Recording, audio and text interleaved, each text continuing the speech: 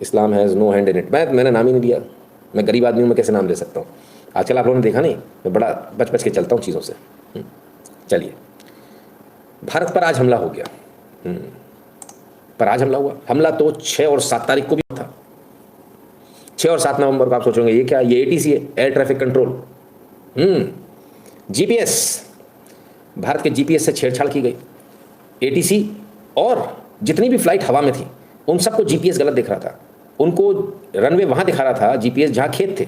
वो तो शुक्र मनाए कि कोई हादसा नहीं हुआ। हादसा क्या होता है, एक साथ आपके सारे जो वो हैं प्लेन्स वो क्रैश हो जाते हैं। उनको क्रैश कराने की हिम्मत किसी ने दिखाई दी कि भाई इतना बड़ा बदमाशी करे। तकरीबन 1000 फ्लाइट्स उस समय हवा में थी, जिस समय 1000 फ्लाइट्स को एक साथ गलत जीपीएस दिखा, और इसके बाद जो है उनके जो स्क्रीन है उस पर गलत जीपीएस दिख रहा था। इसके बाद उन्होंने जो पायलट्स हैं उन्होंने जीपीएस बेस्ड ऑटो मैसेजिंग को बंद कर दिया और मैनुअल पोजीशनिंग पर आ गए। ऑटो पोजीशनिंग से मैनुअल पोजीशनिंग पर आ गए जीपीएस के जगह पर। बहुत बड़ी गंभीर बात है कि कोई हमारा जीपीएस ऐसे बदल सकता है। पायलट्स हमारे बहुत ज़बरदस्त हैं, बहुत शानदार हैं, इसलिए उन्होंने लैंड करा दिया। नहीं तो अब कहाँ जाते हैं। कितना फ्यूल है, आधे घंटे और उड़ लेगा, 2 घंटे और उड़ लेगा, 5 घंटे तो नहीं उड़ पाएगा ना। तो ये सब कुछ बहुत जल्दी हुआ, और बहुत जल्दी जो है हमारे पायलट्स ने, शानदार हमारे पायलट्स ने बिना किसी जीपीएस के मैनुअली फ्लाइट्स को लैंड करा दिया, एटीसी से फ़ोन पर बात कर करके। ठीक है, आइए एक रिपोर्ट देख लीजिए। दिल्ली के इंदिरा गांधी इंटरनेशनल एयरपोर्ट पर 7 नवंबर को हुई उड़ानों की गड़बड़ी के पीछे की बड़ी वजह सामने आई है। जांच में खुलासा हुआ कि जीपीएस सिग्नल से छेड़छाड़ की गई थी, जिसके चलते 6 से 7 से छेड़छाड़ की गई थी, जिसके जीपीएस सिग्नल से छेड़छाड़ की गई थी, जीपीएस सिग्नल से छेड़छाड़ की गई थी, जीपीएस सिग्नल से छेड़छाड़ की गई थी, जिसके चलते 6 से 7 नवंबर की शाम तक पायलटों को फर्जी जीपीएस सिग्नल मिल रहे थे, जिससे विमान की पोजीशन स्क्रीन पर बदल गई, रनवे की जगह खेत दिखने लगे और ऊंचाई को लेकर भी भ्रम हो गया था। जीपीएस गड़बड़ी से एयर ट्रैफिक सर्विस को सही मैसेज देर से मिल रहे थे, जिसके बाद सुरक्षा को देखते हुए कई विमानों को जयपुर और आसपास के एयरपोर्ट्स पर डाइवर्ट करना पड़ा। दरअसल 7 नवंबर को एटीसी के ऑटोमेटिक मैसेज स्विच सिस्टम में तकनीकी खराबी की वजह से संचालन 12 घंटे से ज्यादा ठप रहा। इस दौरान 800 से ज्यादा उड़ानें देरी से चली और 20 उड़ानें रद्द करनी पड़ी थी। ठीक है साहब, तो ये एक हमला पहले भी हो गया हमारे ऊपर।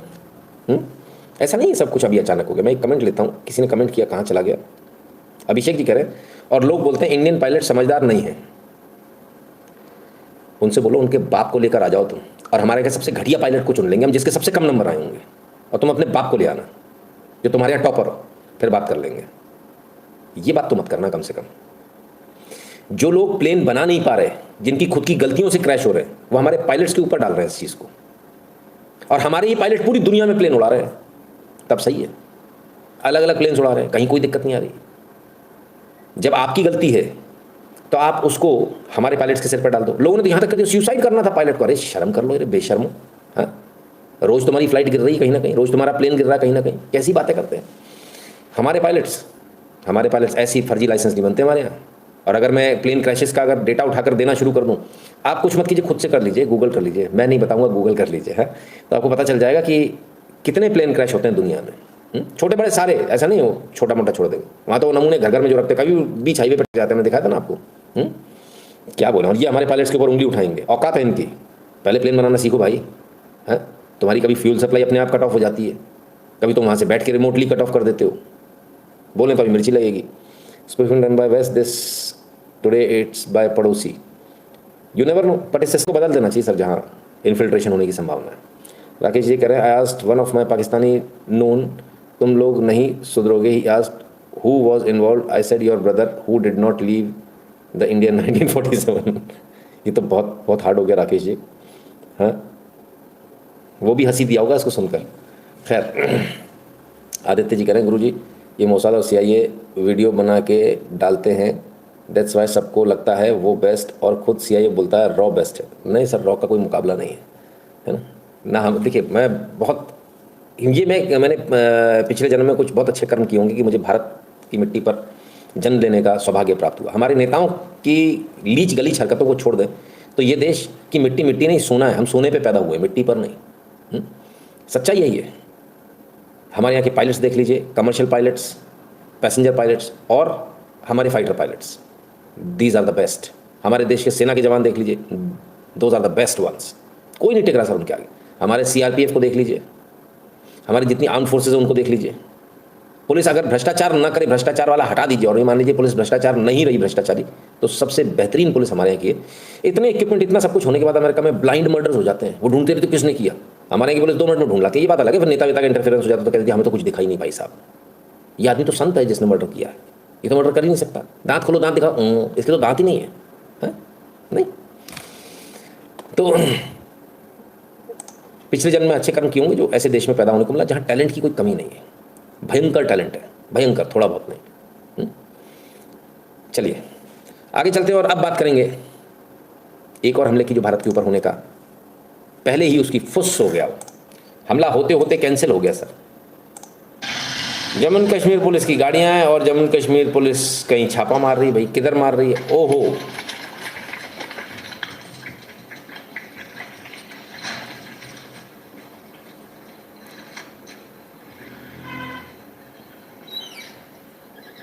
ये कार तो वही कार लग रहा है जिसमें वो कह रही थी कि मर जाए लेकिन वापस नहीं आए, ऐसा सही लग रहा था। वो भी ऐसा ही था क्या, या वही घर है?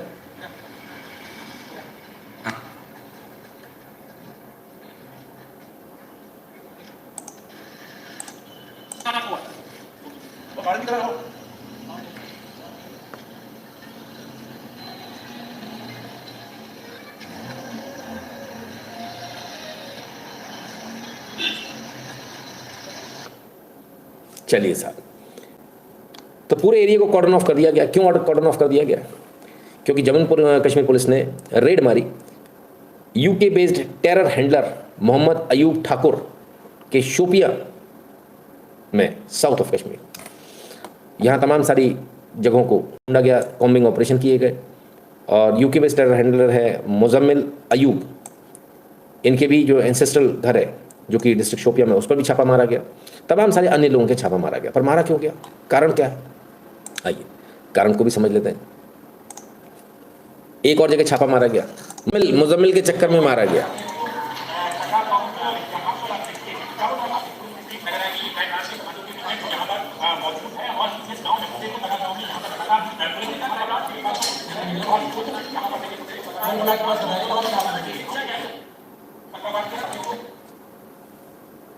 तो गांव-गांव में छापा पड़ा भाई। अब ये वाला छापा जो पड़ा, ये फतेहपुर तागा, फरीदाबाद के फतेहपुर तागा में पड़ा। और यहाँ पुलिस ने जो है सर्च ऑपरेशन किया। 4 किलोमीटर दूर है ये जो कश्मीरी डॉक्टर है मुजम्मिल, जहाँ नमाज़ पढ़ने आता था, वहाँ यहाँ नमाज़ पढ़ने आया करता था। अब यहाँ से क्या मिला? यहाँ से 360 किलो एमोनियम नाइट्रेट मिलेगा नहीं बाजार में। 360 kilo ammonium nitrate, assault rifle और एम्यूनिशन जम्मू कश्मीर पुलिस ने फरीदाबाद से पकड़े हैं। ठीक है, अब सवाल ये कि इतना सारा 350 किलो एमोनियम नाइट्रेट, एक्सप्लोजन करने के लिए इस केमिकल का इस्तेमाल किया जाता है। ठीक है, क्लियर है? बम बनाने के लिए इसका इस्तेमाल किया जाता है।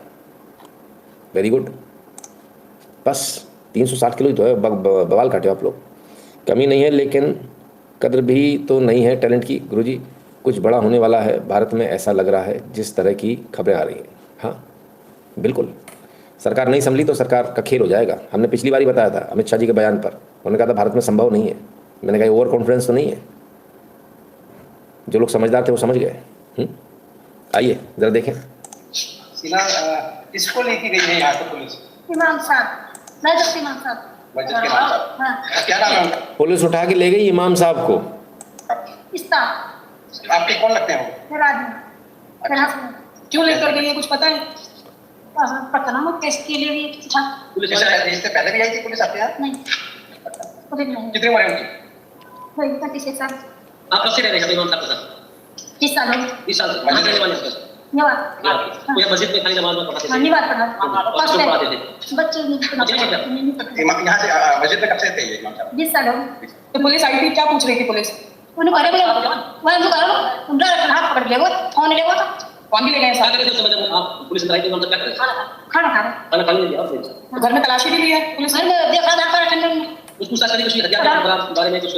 आपसे कोई पूछताछ की उन्होंने? नहीं, और किसी से घर में? किसी से घर में कौन कौन लोग रहे आपके? हमारा बच्चा अच्छा अच्छा। और नाम साहब साहब और कोई नहीं? और कोई ये डॉक्टर यहाँ से पकड़ा है अल्फा से मुजम्मिल। हाँ, मुझे नहीं पता था यहाँ पर? आगे निवास पढ़ना अच्छा, नमाज पढ़ना था। हाँ। रोज आता था? रोज आता 5 टाइम निवास पढ़ी, निवास का बंदो। अच्छा, तो फादर में मुलाकात कैसे हुई उससे? उससे हमारी मुलाकात हुई। इमाम साहब ने नमाज पढ़ा था, वो हमारे पास तो थे। मुजम्मिल पढ़ता था 5 टाइम की नमाज, इमाम साहब को भी ले डूबा, इमाम साहब को भी उठा ले गई पुलिस।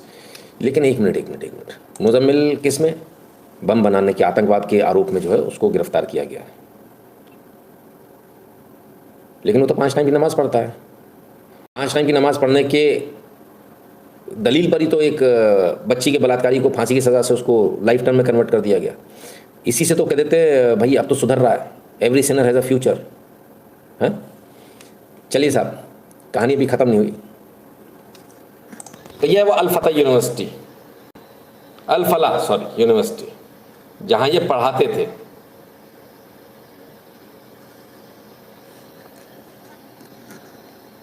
क्या गजब का कॉम्बिनेशन है, ज़रा देखिए। Al-Falah university, Al-Falah school of medical sciences है, स्वस्थ नारी सशक्त परिवार अभियान, प्रधानमंत्री की तस्वीर लगी है।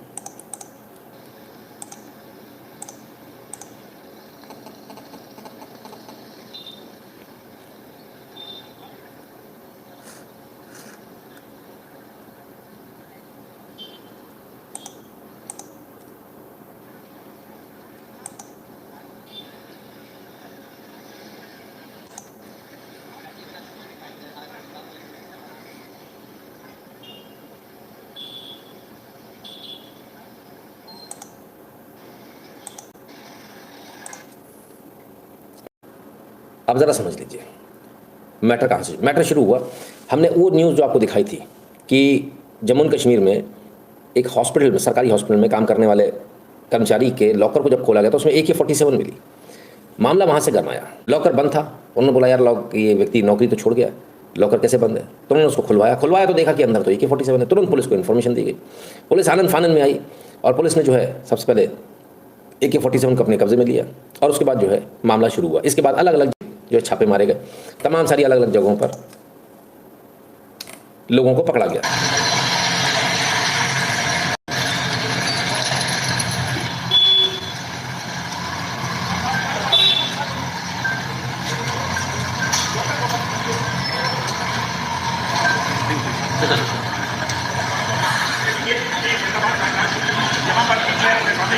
जांच करने के लिए और ये टीम लगातार जांच करेगी। तस्वीरें आप देख सकते हैं।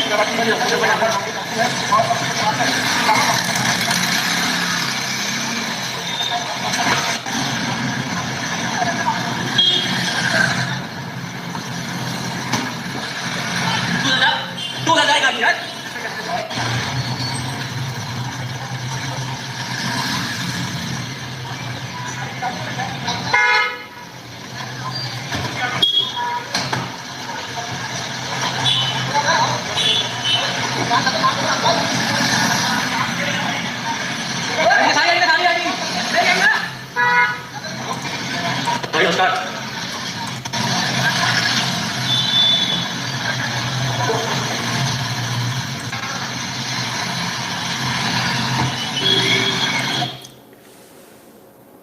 तो वहाँ से जो है बंदूक की बरामदगी हुई थी, AK-47 मिली थी और उसके बाद से जो है छापेमारी तमाम सारी जगहों पर शुरू हुई।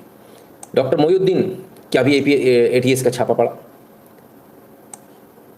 अन्य भी कई सारे डॉक्टर्स हैं जिनका छापा पड़ा। लेकिन अब सोचिए आप, डॉक्टर बन गए, पढ़ लिख गए, कह रहे थे एक हाथ में किताब एक हाथ में कुरान, है एक हाथ में लैपटॉप एक हाथ में कुरान। उसका क्या हुआ? आइए, मुजम्मिल ने 3 महीने पहले फरीदाबाद में किराए से कमरा लिया था और कहा था कि मुझे अपना, मैं डॉक्टर हूँ, मुझे अपना इक्विपमेंट्स रखने के लिए जगह चाहिए। ये क्या करने लिया था और यहाँ पर जो है ये तमाम सारा गोला बारूद रख रहे थे। इस गोला बारूद स्टोर की तरह से इस्तेमाल कर रहे थे इसको अपने। तो मुजम्मिल जो है पकड़े गए, डॉक्टर मुजम्मिल। हाँ, Hindus don't have guts but 5 time prayer has 360 kgs, absolutely. चलिए एक और देखें।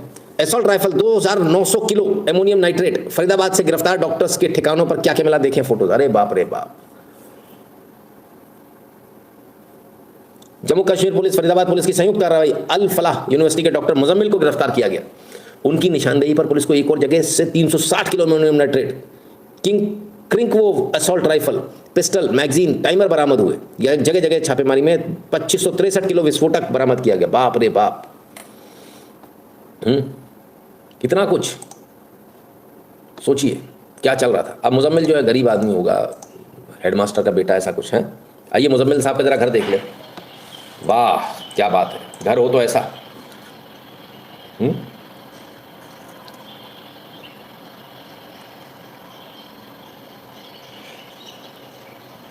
ये आलिशान घर मुजम्मिल का है, डॉक्टर मुजम्मिल। पहले जम्मू एंड कश्मीर में थे, वहाँ से इस्तीफ़ा दिया और उसके बाद दूसरी जगह नौकरी करने आ गए। बस यहीं लगता है लोगों को शक हो गया।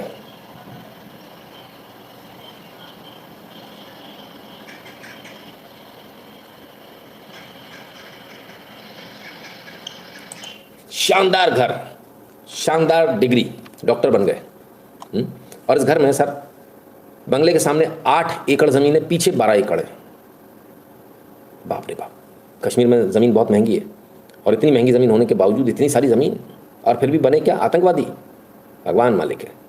These doctors trained how many Hindus, what then treated how many Hindus. कुछ भी हो सकता है सर उनके साथ, दिमाग से निकाल दीजिएगा। तो जो है VRS लेकर जो है इन्होंने नौकरी छोड़ी थी वहाँ की, जहाँ AK-47 मिली थी, है ना।